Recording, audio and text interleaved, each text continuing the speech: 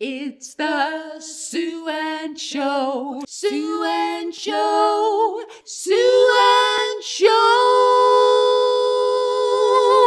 Of Hourish Show. Hello, ladies. Welcome back. This is the final episode of our first season. Are you sad? I'm sad. You were about to say you're delighted. No, I'm delighted with what we've done. I'm delighted that we did it. Yes, I'm delighted. And thank you, Paul, for And they're suggesting continuing we to do it in 4 weeks' time. Yeah. We do need a break. Yeah. You're writing your show. We you have to need to get really drill into it because we have been writing ideas for the show for the last, I would say, would you say over a year? But until you have the 10 deadline, years. you're not drilling into it and turning it into refined bits. Yes. And how do I'm interested in this? When you're learning a bit of comedy, I don't learn it kind of as a monologue-y bit. I learn it line by line. I learn I break it down to line. Comparison before. We've had this discussion before. Okay. How you approach it and how I approach it. No, I don't learn it like a poem, like word for word, like a script. I just have a set list in my head. So the phrasing will change every night. Yeah. So long as I hit the gag. We write. We're lucky. I like writing, and we have a very writerly way of doing it, and we will work it in the room. And I was explaining to someone, I'm so lucky to have Paul because it means I don't go to clubs to try stuff. We work it in the room. Then we showcase. We do our work in progress run, but it's almost there by the time I get it on stage. Brilliant. I just know, and I remember you once putting it this way, that because sometimes when you work with people who haven't done comedy, they don't understand the way. It's like literally serving balls into, that's for Paul there, because he's always telling me don't make noises. Because Paul is on headphones. But I always have that image, and you're serving balls into each line, but no, you said that once, it's slamming the line into the audience. And that's the only balls Anne's get served to her these days, are allegorical ones. Just all I could think about was champagne there. Sorry. I just got totally distracted. And I went, lovely dry cava. It's what I was thinking of. Will we wrap up and go for a drink? Yeah.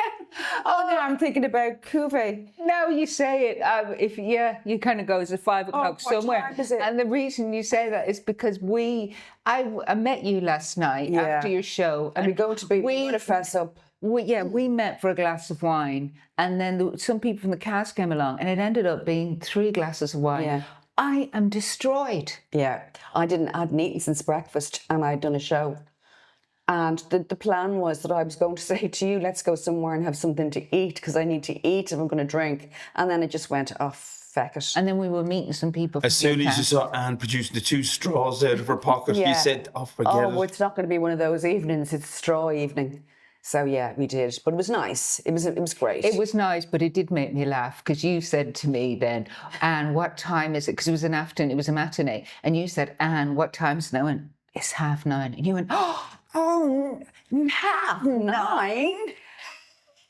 And the rest of the kids were going off. Oh, the kids were all going off to do the next session, the late night. Yeah. Yeah. They hadn't had enough after 3. And I love it. Those kids and their new livers. And Dunica. Yeah. I know, he's such a sweetie. What's his name? Dunica O.G. is working with me on this show, and he is a massive fan of the Nulas, and he got so excited to meet Anne after the show.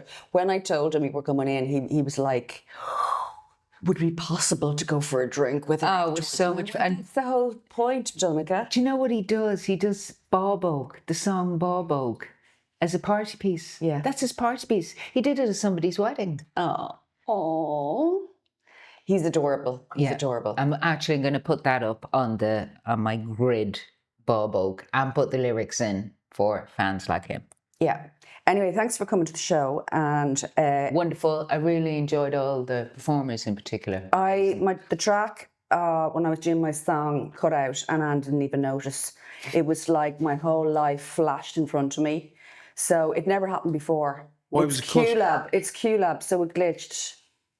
and it literally stopped. And it's incredible the way the brain works. I had about 10 different voices in my head with 10 different ideas of what to do in that moment. Give us the unlikely scenarios. One was just walk off the stage immediately. Because there was also in the background angry voice going, "I head will roll for this." And then I was saying last night, the other voice was saying, do some interpretive dance. And then the other voice was going, "No, I want to sing the song. I'm not walking off the stage. Can I do this a cappella?"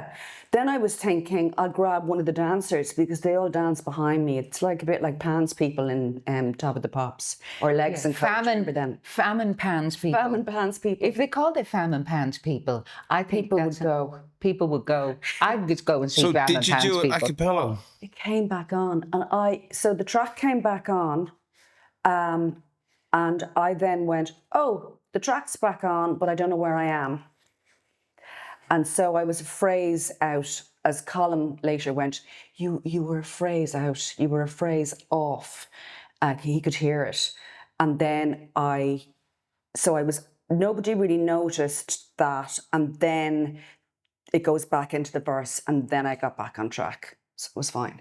I didn't even notice. She didn't notice. So The audience didn't notice. Nobody was going, everybody backstage nearly dropped when because it's never happened before to anybody where the track has it's just very, very unusual. Anyway, but it totally Between collapsing beds and broken QLab. so that's my excuse for having 3 glasses of wine. I have no excuse. No.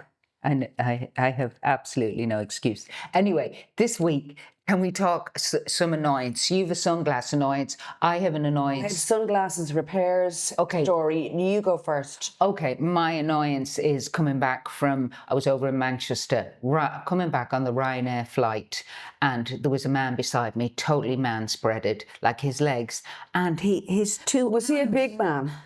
He wasn't. I would say he was about the same size as me, but he had his big man That doesn't arms. answer the question, Anne. Yes, he was a biggish man. Now he was trim enough, but he had his elbows like out at quite an intense angle on the armrest. Yeah. Now, I read somewhere, and I do think it's correct, that modern etiquette would say that when you have an armrest between you and another seat, as you do on a plane, that is no man's land. Nobody puts their arm in it. That's an interesting take. But then it becomes redundant. It's the redundant. But then you have a big person, and then they've just their arms. That doesn't make any sense either. Do you know what I would have thought? What? Can I give my tuppence worth on that? Yeah. I think that you use one. I think you're allowed to use one. Well, he had his aisle one. I'd but say his- first come, first served. Okay. Oh, he would. Okay, his elbow was right into You can my tell when space. someone's been deliberately selfish. Okay, I felt he was being selfish. Yeah. So what Paul said to me, If his elbow was over you see it hovering over your lap, he's invading your space. he just, I don't know, maybe When it was your just elbow is over your face. when every time you open your mouth, you're licking his elbow. There's something wrong. That's extremely selfish. Paul said, "Why didn't you say something to him?" Maybe I was just in a cranky mood, but do you know what I did instead? And it was hot, and we were both wearing t-shirts. I put my arm on the rest too, so my elbow, against his it was elbow. like 2 hot elbows against each other, and I was pressing my elbow towards, as if to go, look at, this is what you were imposing. It's like an elbow wrestle. Yeah. So You could have got the wrong signals and thought you wanted to be in the Mile High Club. on a Ryanair flight from Manchester, which takes about 15 minutes. Yeah, we better be quick. With the Mile High 2-second club. A quickie. A quickie on the Ryanair flight. How did he respond? He did move it a bit, and then I was being just really silly. I was doing that, and then it was going to, I can't believe that guy. Paul went, "Why didn't you just say something?" But would you? But what would you have said, like realistically? I Excuse will me. go to your house and burn it to the ground if you don't take your elbow he Irish? away. Yeah, he was Irish. So, it is a tricky one. Excuse me, but you're really annoying me with your elbow. I couldn't. It was such a short flight, but it was a long flight. I would find that very, very, very stressful. Yeah. Yeah. I tell you what was annoying. So my annoyance is, go on. and maybe it's actually I need advice because I don't know what to do. I'm still in a dilemma, and as time goes by, it's getting too late to do anything about it. But I have a pair of Versace glasses that I treated myself to about 4 years ago, and I still have them, and they're Where did you buy them? in the sunglass hut in the airport. And I just went, feck it. Yeah. I'm going to treat myself, and they're fab. And sometimes you can go back into Versace or the Sunglass Hut and they will repair them for nothing. Yeah. But that has run out. That time has run out. So these are this is like 4 or 5 years ago I bought them. Anyway, sunglasses.ie. I don't mind saying it. I'm allowed to say the place because they're kind of annoying. Ah, yeah, do. Did you send them away? No, I dropped them in to sunglasses.ie. But you know the way I knew immediately. Sunglasses.ie are actually a real... It's the actual name of the shop, yeah. Oh, okay. On Dawson Street. Go on. At the top of Dawson Street on the left-hand side. Sunglasses.ie. Okay, allegedly. The shop with all the allegedly. sunglasses in it. Yeah. Because I looked up, where am I going to get? I looked up sunglasses repairs and this kept coming up. And also I'm working in the Mansion House, so it's very handy. Yeah. But I just didn't like the way that they treated me almost immediately because I walked in and I said, the sunglass, this is bent here and it's not, the thing isn't going in, blah, blah, blah, blah, right? It's the hinge, yeah. Yeah, the hinge. I know exactly. But it was bent, so you couldn't. But they're shysters, so they just went, am I say not that? allowed to say that? No. She is, can be Allegedly. Oh, yeah. In a jokey way, yeah. No, he just went, Your feeling was they were being he just shysters. went, this is bent. I'm not sure if the threads are going to, are there anymore. So there could be a chance that it might not work in layman's terms. And then he just flicked around the device for payment and he went, €35, please. And I was caught off guard and I just went... You didn't pay? I did, yeah. And it went, it's €35 across the board for all repairs. That's what I it was about costs. to say for a consultation. It sounded like a consultation. Yeah.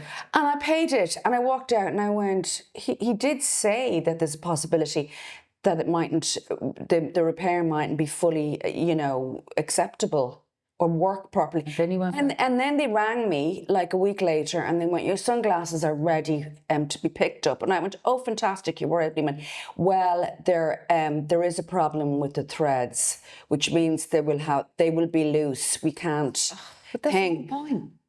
And then I picked them up and she was just going, now you see that they won't be properly, the hinges aren't actually They're properly not done. fixed. And I just kind of walked out and I went, this is ridiculous. Did you go back in? No, I haven't gone back in yet. I have to go back in, don't I? You do have to go back in. But there'll be a row because I know the kind of people they are. That's how they you shouldn't have I paid. would go to Citizens Advice Bureau first and then go in armed with whatever with discussion the you do there. consumer law. Say the name of the law. Very good piece of advice. Yeah, Because it does sound like they're taking the piss. Citizens Advice are amazing. You can phone them up and they have brilliant people and they'll be able, that's the kind of thing they deal with all the time. They'll be able to tell you the name of the law you can quote. But you shouldn't have paid. You shouldn't have paid before they did the No, job. most people will want money for... You never did years ago. You went in and you dropped your watch into Weir's into the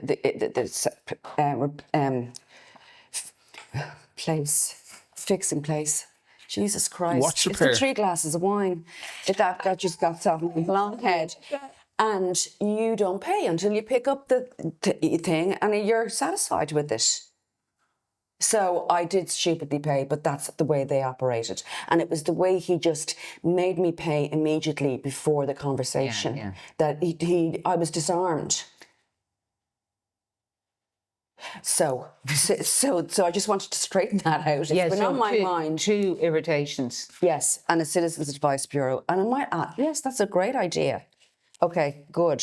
Okay, and the other thing was, I was going to say to you, you were saying instead of a beauty section, we should have what did you call it? A woo-woo. Just on the woo-woo note, The last time we did the podcast, you were going, there's GAME. Yeah, you wake up and you go game. Game, which is gratitude, affirmations, Manifestation. and you couldn't remember E. Yeah, but then I could, and it's exercise.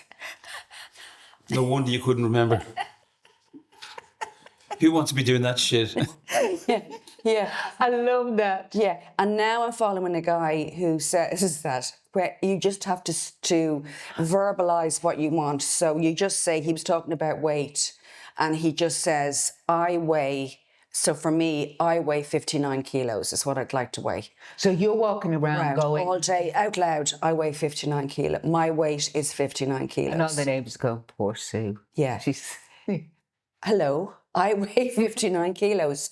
But then you weigh yourself and you just get very disappointed.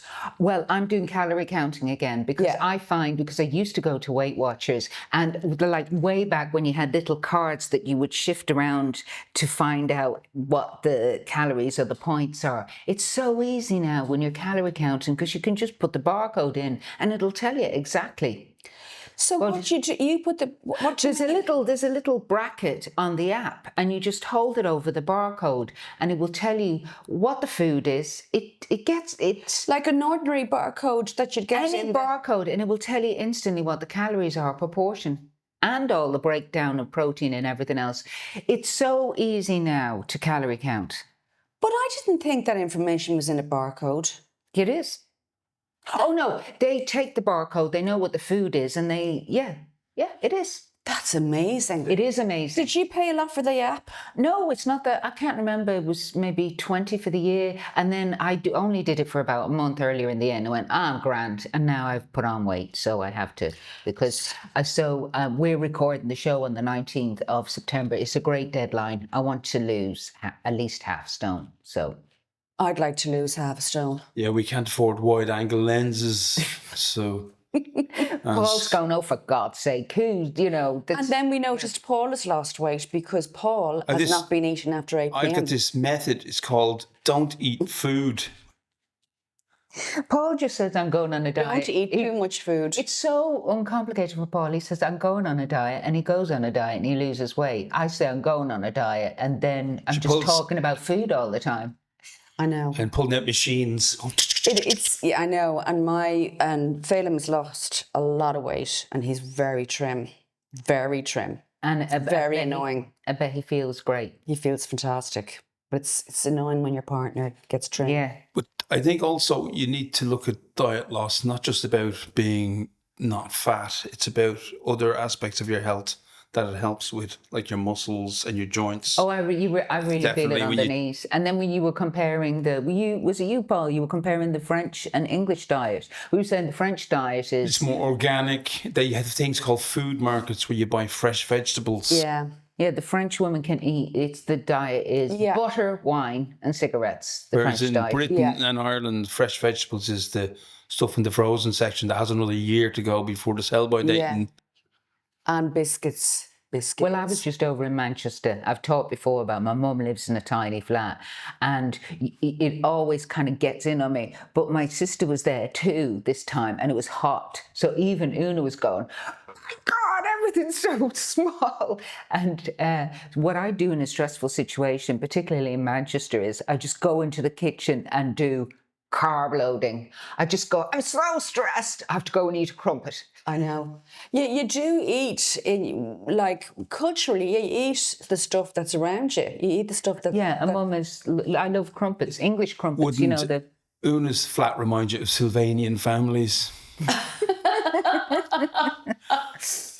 Can't you imagine her as a little Sylvanian bear?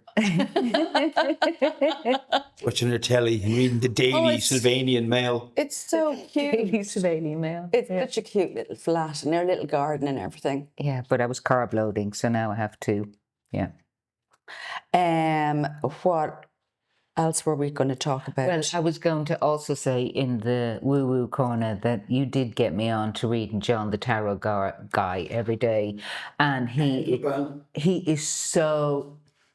I do read John the Tarot the tarot. He does a tarot reading every day, and it was you put me on to him. And I really like him because it doesn't matter what tarot card. He could pull a tarot card with somebody with a knife through their head and 2 knives in their eyes and blood pouring from their body, and he would go, "No, this is really positive. This is so positive." Yeah, I follow Southern Goth. He's really, really good. And it's the same because he'll pull the death card.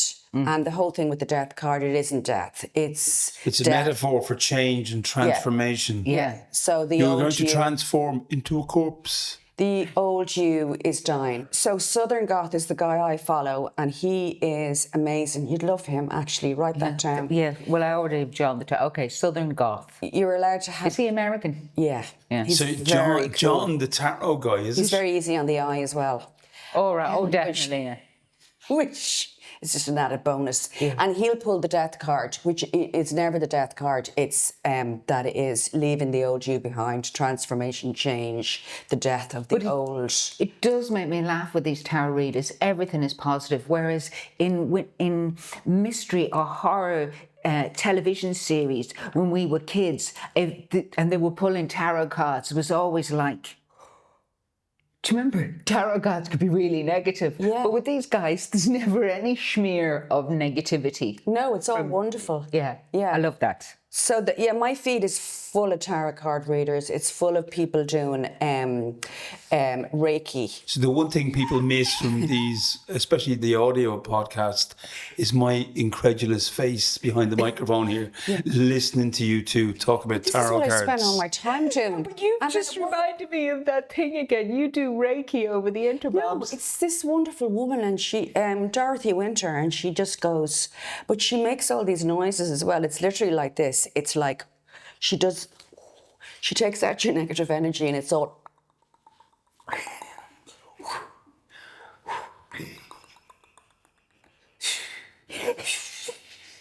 It's all this stuff. And Phelan is just looking at me in the bed going, what is happening? What did I marry? Yeah. And do you believe in it? I'm just such a sucker. I love all that. I love the way you say it. That's definitely in Talk to the Toe. If you had gone to do a thing on that. If you had gone to sunglasses.ie and they said, look, we're going to try Reiki on those sunglasses, but it might not work. Okay. But you have to pay €75 up front. You'd be like, and he went, show me the machine with the glasses in front of him.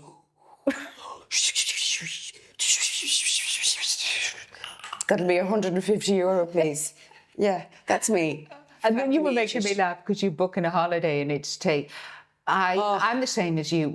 It takes me weeks to book a holiday because I have to go through everything, every combination. Is it better to go with a package?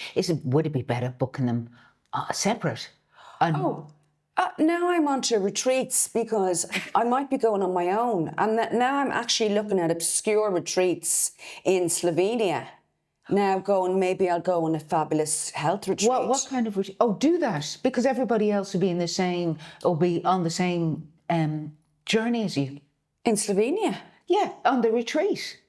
You won't have. I know. I don't tell me about the retreat in Slovenia. Oh, what do you think of retreats? I mean, I've never been on one. Have you? It's a health retreat. Yeah, it's a health retreat, and what is it really? A bit of yoga? I don't know. How do you feel about it? They're very expensive. You're doing yoga. No. I wouldn't. I would get annoyed. No, I think it's $3.89 per person flight and no, this is for the budget travel one. It's either the retreat in Slovenia or Santa Ponsa for a week. You're not going to Santa Ponsa. No, I'd like to go to Mallorca though. Majorca. Every time I say Mallorca, I just always hear Majorca the way they say it. Majorca. So there's beautiful parts of Mallorca. Everyone thinks of Santa Ponsa, Magaluf. Where are all those places? I don't really know. I've never been. They're but then the north of the island is stunning.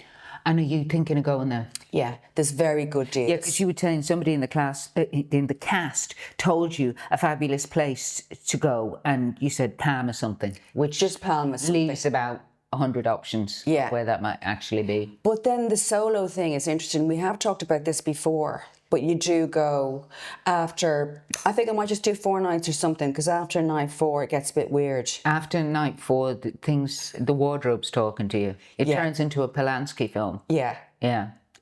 Or you get trafficked or something. Yeah, so So, 4 nights. no, yeah, did you ever do longer than that? And it does get weird.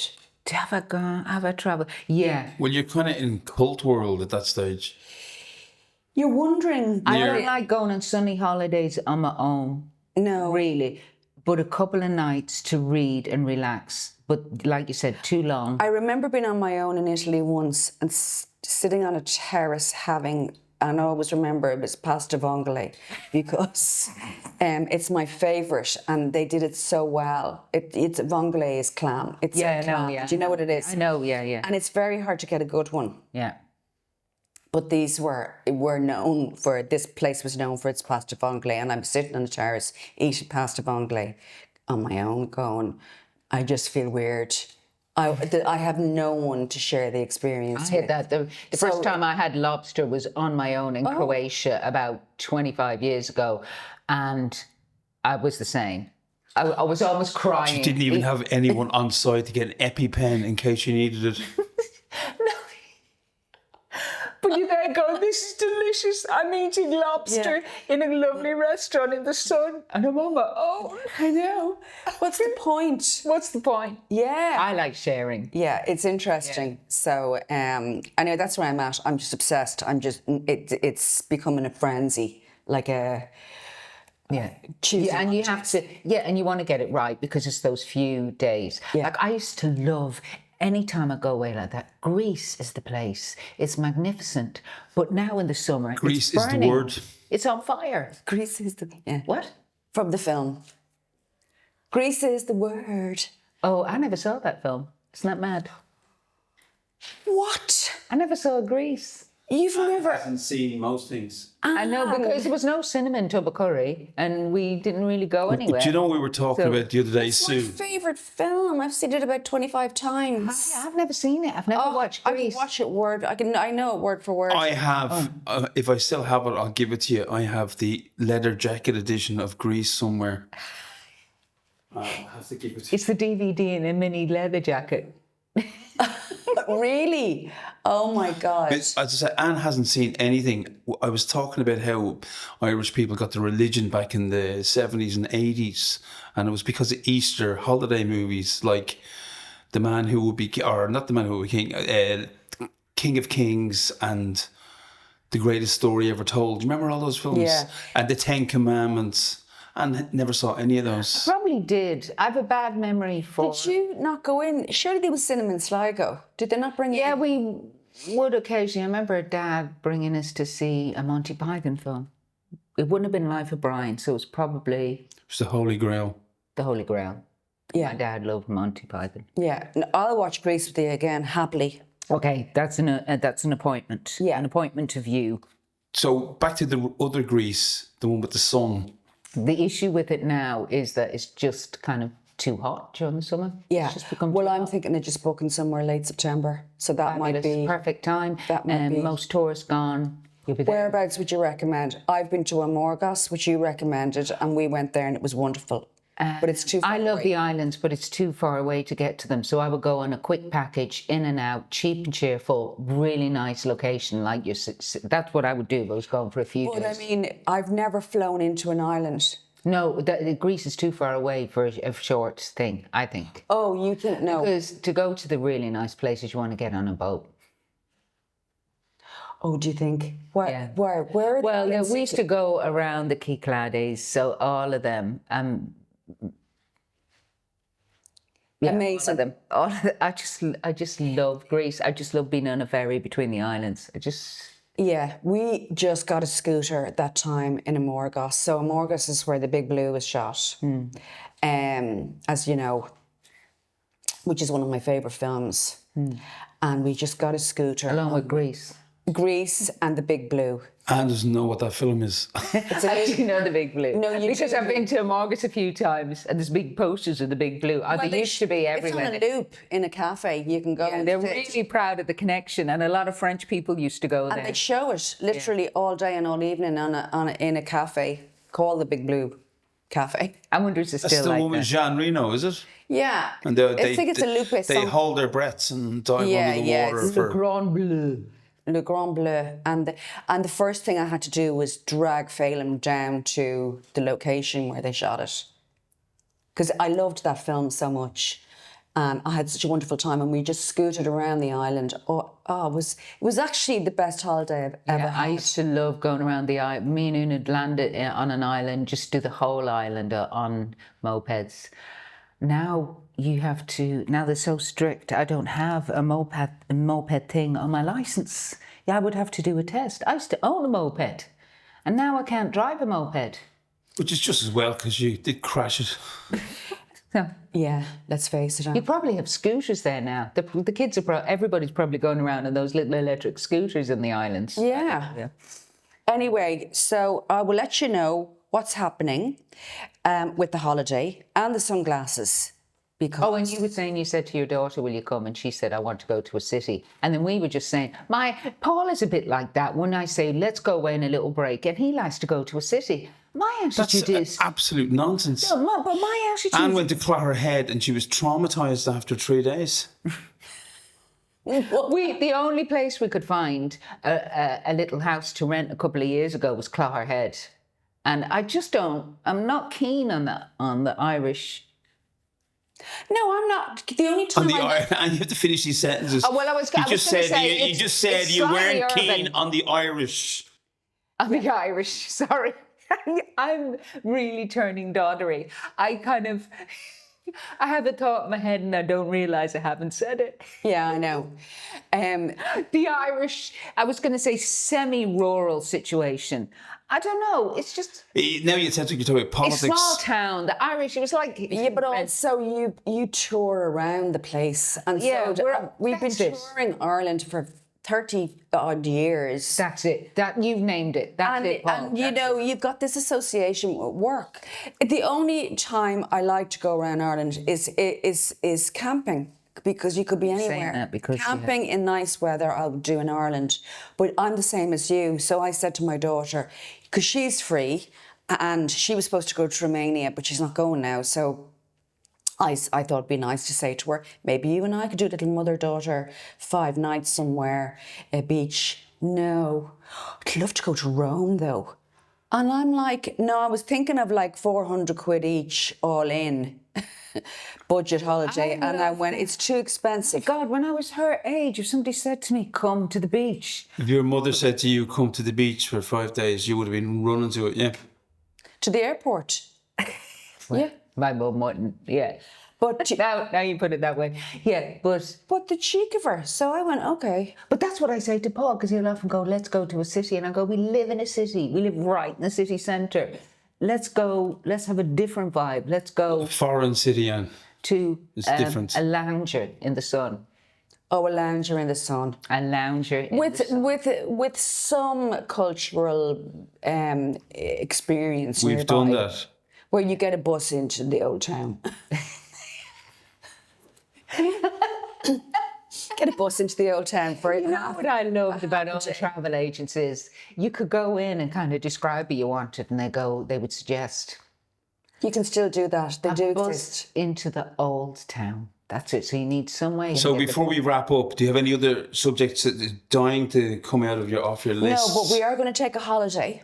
Oh, we are taking a holiday. Speaking of holidays. So I mentioned at the front of the show. Oh, did you, Dan? Did you? Okay. Yeah, So we will see you. Those hangovers must be pretty solid. I'm going home to take 2 saltpeter and go to bed for an hour. One funny thing during You've the got week. 4 weeks to recover. And we shall see each other in 4 weeks. 3 And weeks. the next podcast, which we're going to call Season 2. Season 2. Soon and our show returns. I'm delighted. I didn't think we'd get commissioned for a second season. Well, it's me doing the commissioning, so yeah. Very exciting. Thanks, Paul. So the next episode will be on September 17th. So look out for that, guys. The girls will be back. We'll be back. Like, one sing us out there. Newlands, down on Newlands Street. could you just sing something to do with the Sue Ann half-hour show? The Sue Ann Show. Sue Ann Show. Sue Ann Show.